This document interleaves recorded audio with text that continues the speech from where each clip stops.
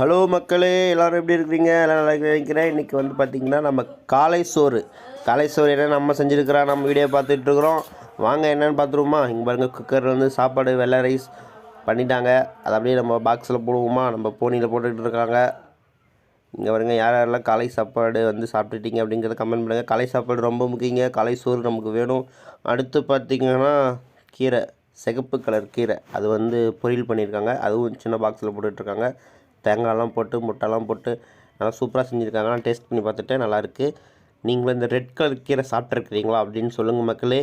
Okay, அடுத்து பார்த்திங்கன்னா தக்காளி ரசம்னாவே நல்லா தான் இருக்கும். அதுலேயும் தக்காளி ரசம் இன்னும் சூப்பராக இருக்குங்க. தக்காளி ரசம் பாருங்கள், அதில் ஒரு பாக்ஸில் போட்டுட்ருக்காங்க.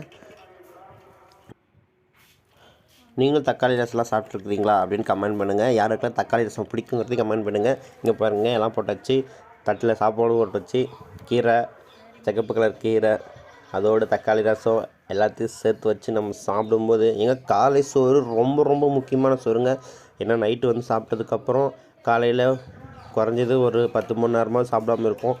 அப்போ வந்து பார்த்திங்கன்னா சாப்பாடு வந்து நமக்கு ரொம்ப முக்கியமாக இருக்குது. காலையில் சாப்பிட்றது அப்போ தான் நல்லா உற்சாகமாக இருக்கும், பெலனாக இருக்கும். ஓகே ஃப்ரெண்ட்ஸ், பாய். சப்ஸ்கிரைப் பண்ணுங்கள்.